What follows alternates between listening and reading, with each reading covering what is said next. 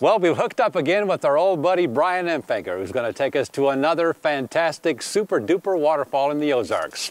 Let's do it, Brian.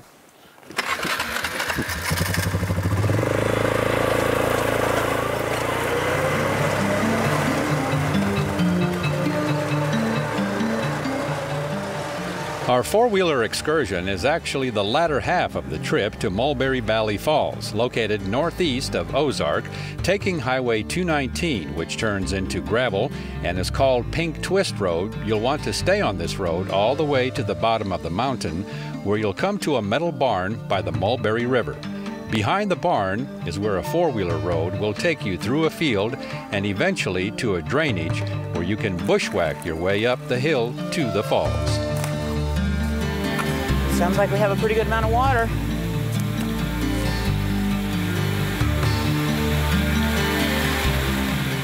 Brian Empfinger discovered this three-tier waterfall in the spring of 2013 and named it Mulberry Valley Falls.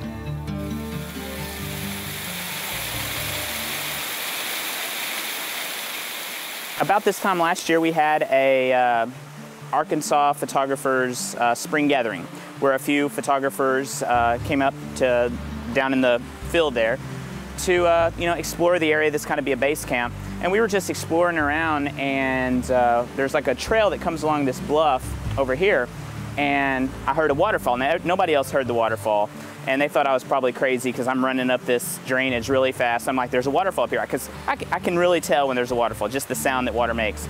And sure enough, there was a 35-footer up there. And so I made a mental note, okay, if there's a waterfall there, then here, where this bigger drainage is, there probably is a waterfall too.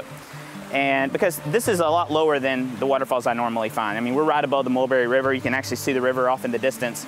And so most of the time, the waterfalls are hundreds of feet higher than this elevation.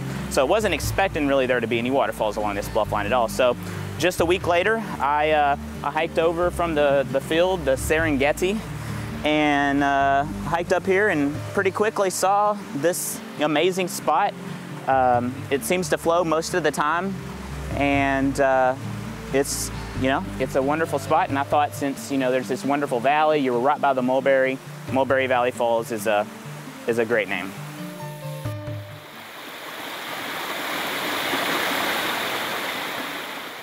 Fair warning, though, don't try to venture out to Mulberry Valley Falls when the so-called devil plant is growing rampant in this area during late spring. Yes, and unfortunately, the main problem with that day is I took my wife. It wouldn't have been a big deal if it was just me, but she has to be coaxed out into nature anyway. So we're walking, we come to see the waterfall, no problems. We're on our way back, and we're crossing over a tree. And she starts, mentioning that, hey, something's biting me. And within a few seconds, the hey, something's biting me turns into angry shouts and yells of something's biting me. So she looks all over, she don't see anything. About that time, I feel it. It felt like fire ants, basically, were all over my legs and really just about everywhere else. It was actually my wife who figured out that there was this plant she actually saw in the sunlight, the little stinging nettles or whatever it is on the plant. And, it's not a laughing matter, but it was funny because we look around and we're surrounded. We're in a patch of this stuff. There's no way out. So we just basically, she's upset. Every step we take is, basically it was, I guess, lodged in our pants. And every step we took, boom, it would just go into our body. So it was quite the experience. I didn't even know what it was. I had to come home. I posted the picture of this devil plant on the internet, and some people were like, well, that looks like some sort of nettle. I can't remember what the type of nettle it is, but these things are known. This was my first experience with them. And so, if you come to this waterfall in the summertime, I would bring a machete for sure, because there is pretty much no way to get to the waterfall without going through that nettle stuff. And it is, fire ants is about what it feels like. Needless to say, Brian's wife hasn't been out with him on any other outing since that so-called devil plant encounter.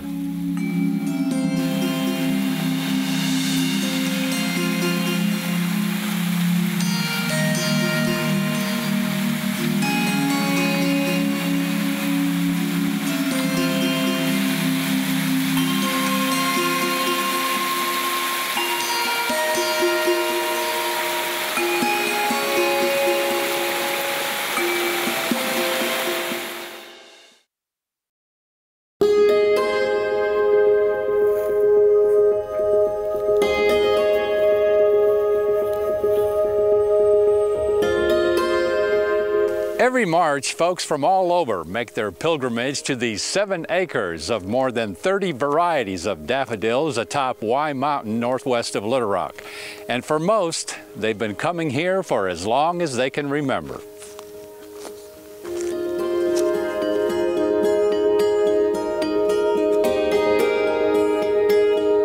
Well, I was probably like 7 last time I remember, but every time I come out here, I'm like, oh no, my mom's gonna take 20 million pictures.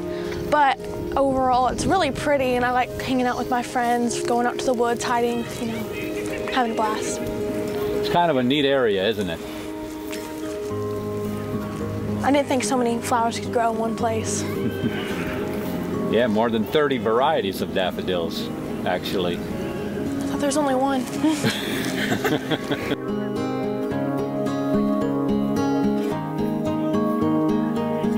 My mom said I've been coming out here since I was 6 months old, so I don't remember much.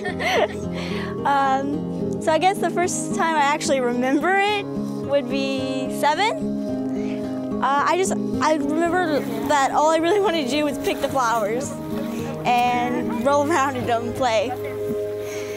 Yeah, that's hard not to pick the flowers, isn't it? Just a bit.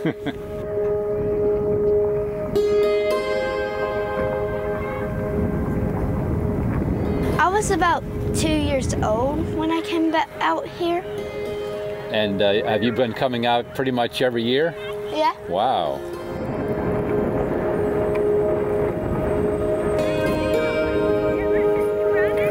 The first time I came out here was about 2 years ago, and I came with my mom and then her friend and all of us, 8 girls. And we come out here and take pictures every year, and I like it because we all, I like taking pictures, and then I like because we all get to spend time together and hang out as a family.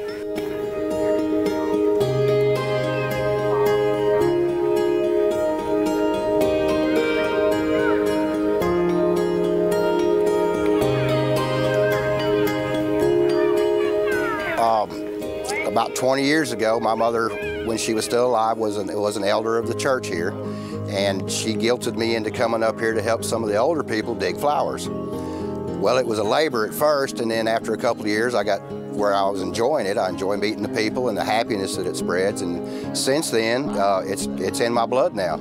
They depend on the Tanner family to come out here and help dig the bulbs when we sell the bulbs, and set up the picking areas and help keep the flowers cleaned up and rowed up and explain to people the story of the mountain. Is it a problem, especially with the kids or with the adults for that matter, to keep them from picking some of them? We do. It's hard to tell a kid that you can't pick a flower, but we allow picking later on at in the last weekend of the festival. We do allow picking, but we have to keep some here for the people that just can't make it in the field. We have had the flowers gone by 2 o'clock on a Saturday in one day, not a flower left in the field.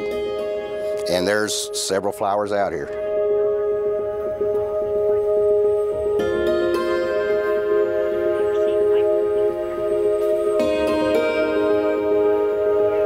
The history of the Wye Mountain daffodils centers around the Wye Mountain Church, which was built from native stone and was dedicated in 1948. The same year, Bessie Grandma Harmon, as she was known, and her husband and grandson planted the bulbs where the daffodils are today.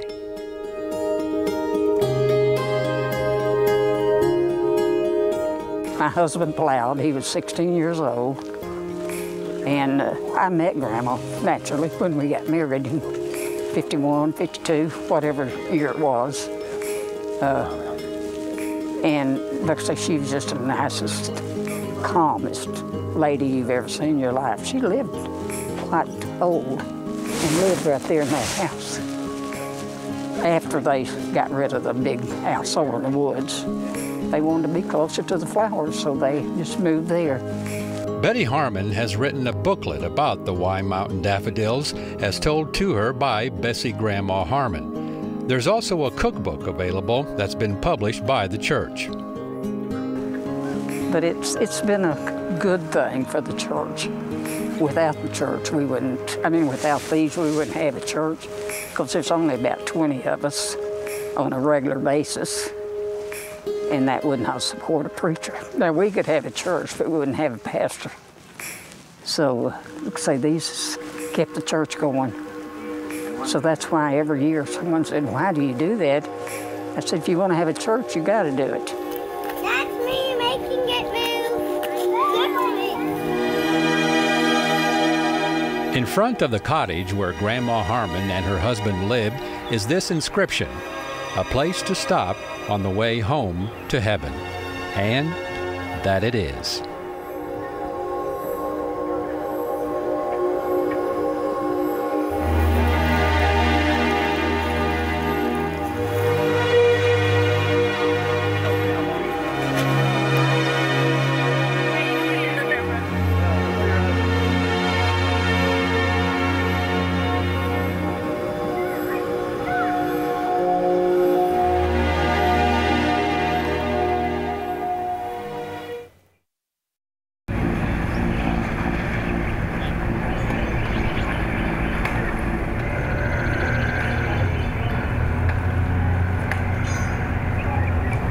As the morning sun sparkles on the Little Red and boats start to head out, another day of trout fishing bliss begins at Lindsay's Resort in Heber Springs.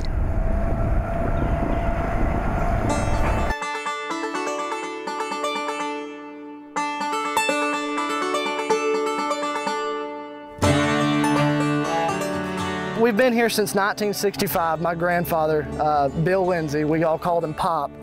Him and Nana, Mavis Lindsay, his wife, and my dad, Billy, and his sister, Terry, came down here in 1965. Pop bought this land, and his dream was to have a trout fishing resort. And so basically it kind of just, it went from 3 mobile homes cut in half, so there was 6 cabins, and a little open area for campgrounds to what it is today. Now we have 43 different individual units, full service campgrounds, restaurant, dock, guide service, all that.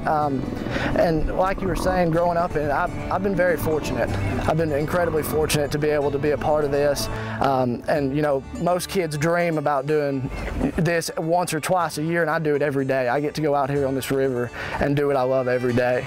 And you just meet so many wonderful people, and it's really, I just can't even describe how blessed I am to have been born into the family that I was. So it's been pretty amazing.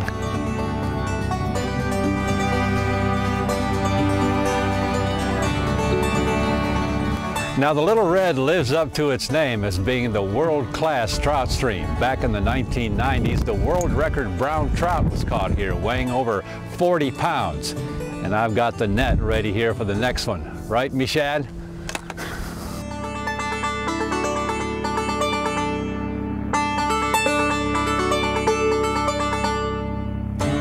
This particular day, our guide Colton Lindsay wanted my wife and I to use the traditional fly fishing method in landing a trout.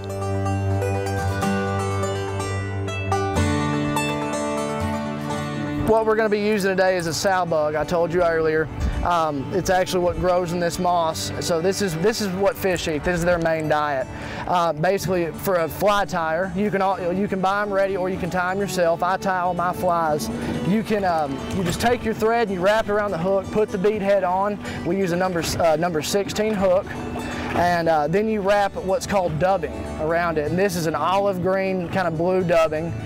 This is my preferred color. We call it a chronic.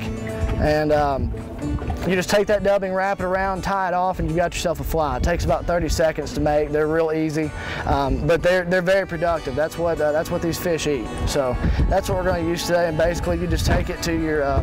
We're using size 6X tippet today, which is the size of the line, which is about. It's normally about the strength of about 2.5 pounds normally. So you just take it and tie it on here, whichever knot you prefer.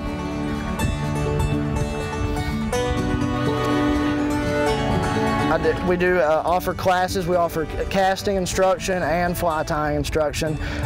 Normally we do it with about 2 to 3 people in the class, and we do offer that here, as well as, you know, the guided services and all that. We offer shore lunches, but we've done several fly tying classes and casting lessons. So that's actually something new we've implemented.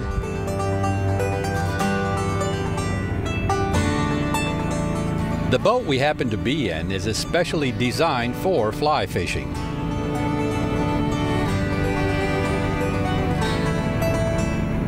This is actually a Shawnee boat. It's made in Mountain Home, Arkansas.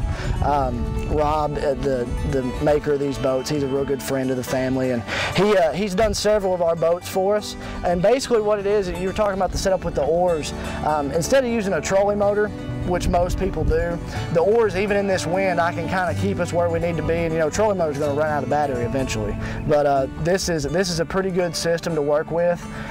You know, if you have 2 fly fishermen in the boat, or even it works for trout magnet fishing. I'd also work the oars whenever we're trout magnet fishing. So it works out great. And what works out even greater is catching trout. Oh! Looky here now. All right. Looky here. All right. All right, lift the rod tip up.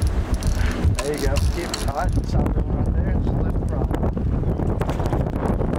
You know, Not too shabby. not too shabby. Good for you.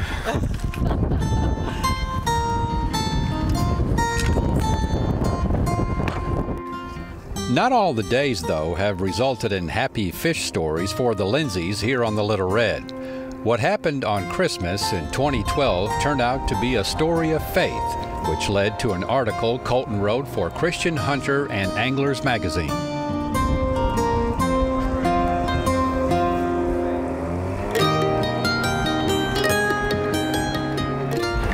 Our dock collapsed on Christmas night, our boat dock, and that's basically our livelihood is all in that dock.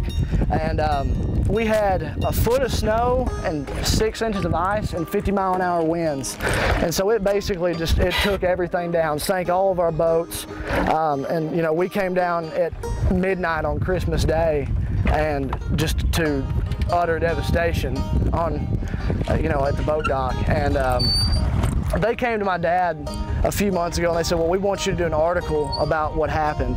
And Dad, you know, knowing that I love to write and I always have, he told me that he wanted me to do it. And I've never really done a sentimental piece like that before, but it was a lot of fun. And you know, it was honestly a struggle for me to write, because at that time I was a little angry. You know, to let something, you know, I almost felt like I was a little mad at God. And so I kind of wanted to show that in the article. I wanted to show that, you know, faith is tested all the time. And it's God who comes in and kind of just takes your hand and says, I got you, man. And I just wanted to kind of show that in that article. But it was a lot of fun to write. I was very fortunate to be able to do that.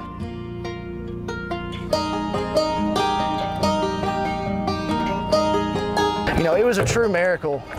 We didn't tell hardly anyone about what happened. And all of a sudden, the second day after we're trying to clean this up, there's 30 volunteers. All of our family, friends, you know, extended family, everybody came down and they said, we're just gonna get this thing done. You know, it's you know, you should have called us earlier. We're family, we're here to help. And it was very, very cool to see that.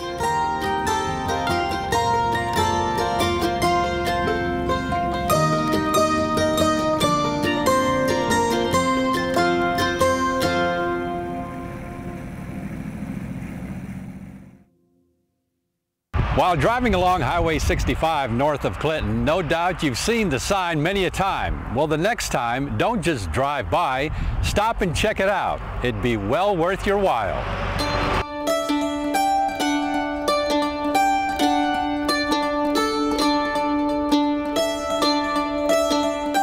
We'll keep you in suspense, though, for just a little bit, because before getting to Natural Bridge itself, there are some really neat things you must first check out at the entrance. 2 authentic log cabins built in the 1800s that were relocated here and reassembled. The first one you'll enter is where a family of 6 made their home. It's now used as the gift shop. The second cabin is completely furnished, as it would have been back in the day.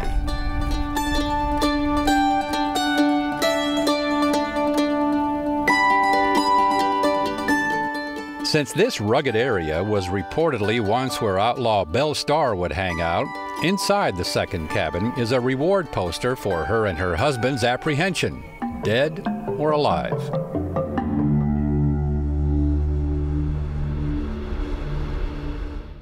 Now, finally, the Natural Bridge of Arkansas, which, by the way, isn't the only natural bridge in the state, because throughout the years we've been to at least 2 or 3 others.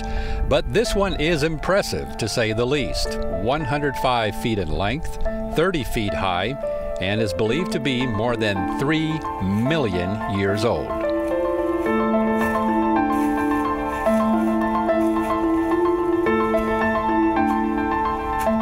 The bridge itself was used by the early settlers to skid timber across.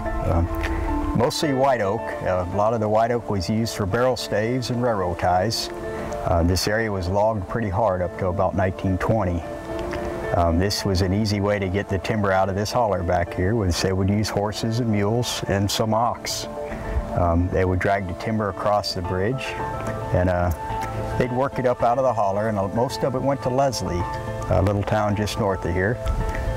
Leslie was a boom town. It almost became the state capital at one time. But when the timber ran out, most of the people left, and Leslie died down. This area got pretty quiet then, but it was still frequented by a lot of the locals. It's a good place to come down and hang out and splash around in the water a little bit. It's remote. It was used for weddings and all different occasions, family gatherings. As we can tell by the old pictures there, quite a gathering place on Sunday afternoons. Yes, it was a good place to hang out. About 1920 though, it got real quiet down there. There wasn't much going on in the area. Some of the locals tried farming these old rocky hillsides and bottoms. A few of them made moonshine down here. There were a couple old stills that were found out in the area that were used many, many years ago.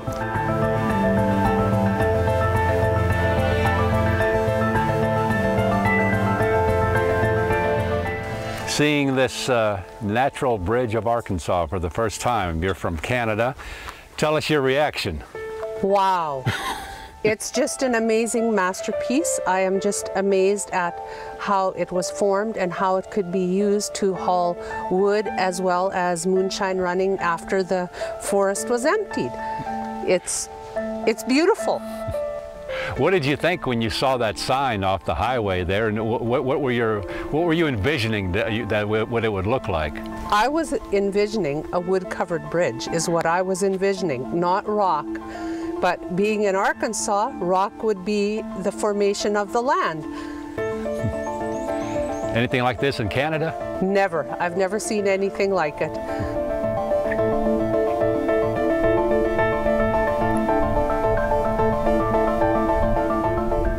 Well, it's pretty impressive. This whole state is pretty remarkable. Just hard to believe that that's 3 million years old, for one thing, and that people used to haul trees across it and held up to it. When you saw the sign off of the highway there, what did you envision it would, maybe look like? Trees, actually. I didn't think it'd be rocks. It's almost, you're looking at it and you just wonder, how is it, supporting itself? Yeah, it's incredible what nature can do, I guess.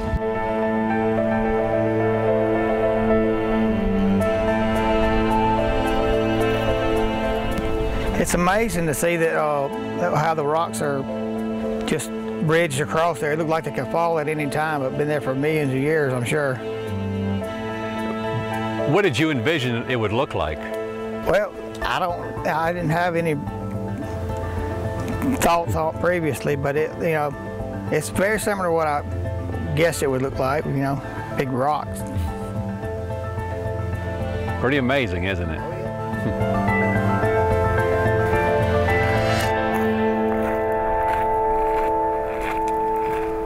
It is truly amazing and worthwhile taking the extra time to drive down this valley and experience it.